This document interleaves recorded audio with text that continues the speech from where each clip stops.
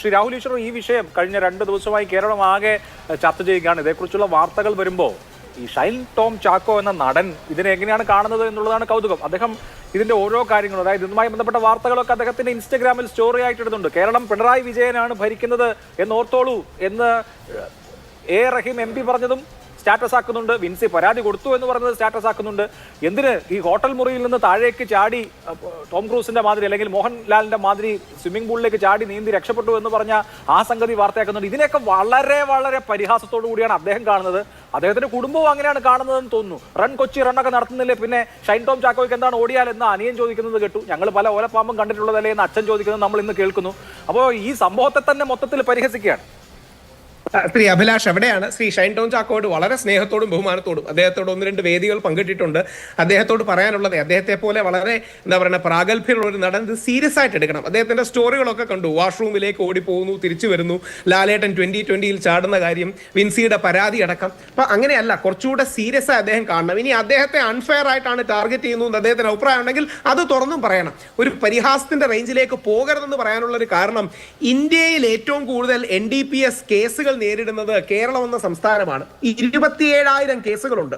അതായത് 5 വർഷം മുമ്പ് നമ്മൾ ഏകദേശം 5,000 കേസുകളാണെങ്കിൽ ഇന്ന് അതിന്റെ 5 ഇരട്ടിയോ 6 ഇരട്ടിയോ 500% ഗ്രോത്ത് കേരളത്തിലുണ്ട്. പണ്ട് പഞ്ചാബ് ആയിരുന്നു ഒന്നാമത്. ഇന്ന് പഞ്ചാബിൽ രജിസ്റ്റർ ചെയ്യുന്ന ടോട്ടൽ കേസുകളായ 9,100 എറണാകുളം ജില്ലയിൽ മാത്രം 1.5 വർഷം കൊണ്ട് രജിസ്റ്റർ ചെയ്യുന്നുണ്ട്. ഇതാണ് നമ്മുടെ NCRBയുടെ കണക്ക്, ക്രൈം റെക്കോർഡ്സ് ബ്യൂറോയുടെ അടക്കം കണക്ക്. അപ്പം വളരെ ഗൗരവമുള്ളൊരു വിഷയമാണ്. അതിനെ തമാശയായിട്ട് എടുക്കരുത്. കാര്യം പൊതുസമൂഹവും മറ്റും ചെയ്യില്ല. ഞാനും അഭിലാഷും ഒക്കെ ഹേമ കമ്മിറ്റിയിൽ അങ്ങോട്ടും ഇങ്ങോട്ടും നിന്ന് തർക്കിക്കുമായിരിക്കും. പക്ഷേ എനിക്ക് ഉറപ്പുണ്ട് കേരളത്തിലെ ഒരാൾ പോലും 99.99% ആൾക്കാരും ഡ്രഗിന്റെ കാര്യത്തിൽ അങ്ങനെ ഒരു 2 വശമില്ല.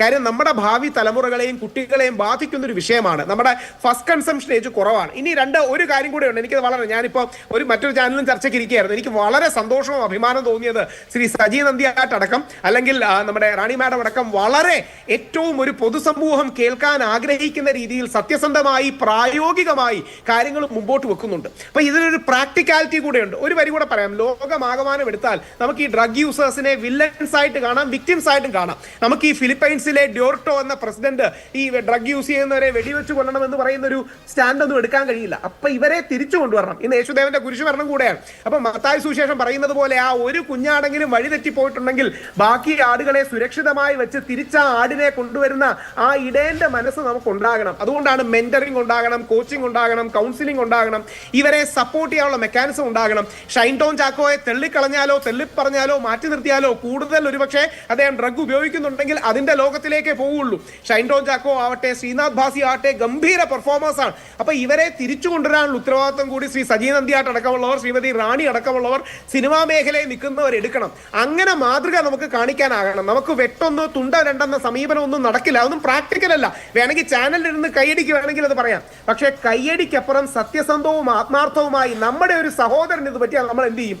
നമ്മുടെ അടുത്ത സുഹൃത്തിന് ഒരു ഡ്രഗ് യൂസ് പറ്റിയാൽ നമ്മൾ എന്ത് ചെയ്യും? നമ്മൾ എന്താ അവനെ തള്ളിക്കളയുന്നതാണോ പറയുന്നത്?